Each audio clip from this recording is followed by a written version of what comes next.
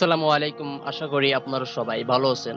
CSS এর আজকের পর্বে আমি আপনাদেরকে দেখাবো যে আপনি কিভাবে CSS দিয়ে অর্ডার লিস্ট অথবা আনঅর্ডার লিস্টকে ডিজাইন করতে পারেন। তো আমি আপনাদেরকে HTML পর্বে দেখিয়েছি আপনি কিভাবে এরকম একটি অর্ডার লিস্ট বা আনঅর্ডার লিস্ট তৈরি করবেন। তো আপনি যদি না দেখে থাকেন তাহলে ওই ভিডিও অবশ্যই দেখে নিবেন।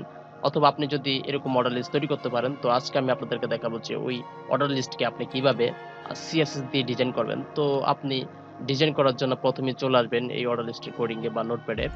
তো আসার পর আপনি প্রথমেই এই অর্ডার লিস্ট বা আনঅর্ডার লিস্টকে একটি ক্লাস দিয়ে নামকরণ করে নেবেন। তো আমরা এটাকে ক্লাস দিয়ে নামকরণ করে নিই। CLASS class double quotation. তো আমি এটার নাম দিয়ে দিই লিস্ট LIST লিস্ট। তো নামকরণ করে নেওয়ার পর আপনি এটাকে নামটাকে কপি করে নেবেন। কপি করার পর আপনি স্টাইল শিটের ভিতরে চলে আসবেন। আসার পর আপনি এটা ফুল স্টপ দিয়ে নামটাকে পেস্ট করে দিবেন। তারপর আপনি সেকেন্ড ব্র্যাকেট দিবেন। আমাদের এখানে সেকেন্ড ব্র্যাকেট অনেকগুলো হয়ে গেছে। সেকেন্ড ব্র্যাকেট দেওয়ার পর আপনি এখানে লিখে দিবেন লিস্ট স্টাইল LIST লিস্ট, তারপর স্টাইল STYL লিস্ট স্টাইল, তারপর is2, তারপর আপনি এখানে একটা ভ্যালু আছে সেটা হচ্ছে নান NONE নান, তারপর ক্লোন। তারপর আপনি এটাকে সেভ করে দিবেন। সেভ করে দেওয়ার পর আমরা এখানে নান ব্যবহার করেছি। এই নান ব্যবহার করার পর আমাদের এই যে ম্যাঙ্গো অরেঞ্জ এই ফলের নামগুলোর আগে যেই এই সার্কেলটা রয়েছে কালো সার্কেলটা এটা চলে যাবে, কারণ আমরা এখানে নান ব্যবহার করেছি। ঠিক আছে, তো আমরা এখন রিলোড দেই। রিলোড দেওয়ার পর আপনি দেখবেন যে আমাদের এই সার্কেলগুলো চলে গেছে। এই যে দেখতে পাচ্ছেন আমাদের সার্কেলগুলো চলে গেছে। তো আমরা এখন এখানে আরেকটা প্রপার্টি ব্যবহার করব, সেটা হলো স্টাইল টাইপ TYP টাইপ। তো স্টাইল টাইপ আমরা এখানে দিয়ে দিই সার্কেল CIRCL সার্কেল। তারপর আপনি এটাকে সেভ করে দিবেন। সেভ করে দেওয়ার পর এখন আপনি চলে আসবেন ব্রাউজারে। আসার পর আপনি রিলোড দেওয়ার পর এখানে দেখবেন যে এইখানে সবগুলোর আগে একটা একটি করে সার্কেল চলে এসেছে। তো আমি রিলোড দেই। রিলোড দেওয়ার পর আপনি দেখতে পাচ্ছেন যে সবগুলোর আগে একটি একটি করে সার্কেল চলে এসেছে। আশা করি আপনারা বুঝতে পারতেছেন। তো আমরা এখন আরেকটি প্রপার্টি এখানে ব্যবহার করব, সেটা হলো যে ডেসিমাল লিডিং। তো আমি এটাকে কেটে দেই, এই পুরোটাকে কেটে দেই। কেটে লিখি ডেসিমাল DECIMAL ডেসিমাল, তারপর লিখি LEDING লিডিং, তারপর is2, তারপর is2, তারপর আমি এখানে দিয়ে দিই 0 GZERO 0।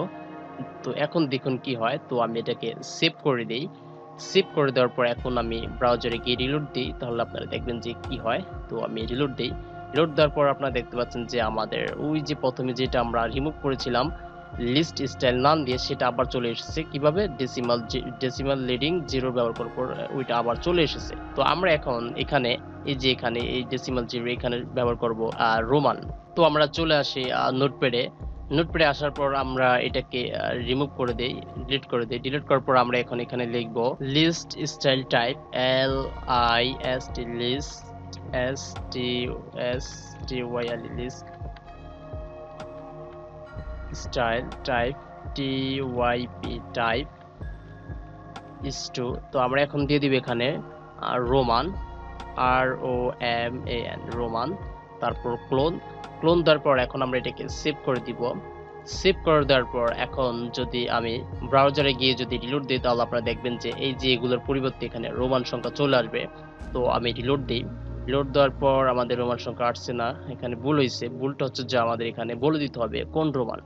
দুইটা আছে, একটা হচ্ছে আপার রোমান, একটা হচ্ছে লোয়ার রোমান। তো আমরা প্রথমে লোয়ার রোমান লিখি LOWER লোয়ার, তারপর হচ্ছে যে লোয়ার রোমান। লেখার পর আপনি এটাকে সেভ করে দিবেন। সেভ করে দেওয়ার পর এখন আপনি ব্রাউজারে চলে আসবেন।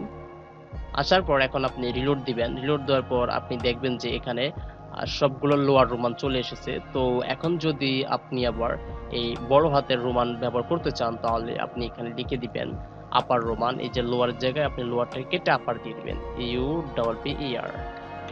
লেখার পর আপনি এটাকে সেভ করে দিবেন। সেভ করে দেওয়ার পর এখন আপনি ব্রাউজারে চলে আসবেন। আসার পর রিলোড দিবেন। রিলোড দেওয়ার পর আপনি দেখতে পাবেন যে আমাদের লোয়ার রোমান চলে গিয়ে আপার রোমান চলে এসেছে, কারণ আমরা এখানে আপার লোয়ার ব্যবহার করেছি, এর জন্য আমাদের এখানে আপার লোয়ার চলে এসেছে, মানে বড় হাতের রোমান চলে এসেছে। তো আশা করি যে আপনারা বুঝতে পেরেছেন। তো এখন আপনি চাইলে আবার এই রোমান সংখ্যার জায়গায় আপনি এখানে আলফা ব্যবহার করতে পারেন, আপার আলফা লোয়ার আলফা।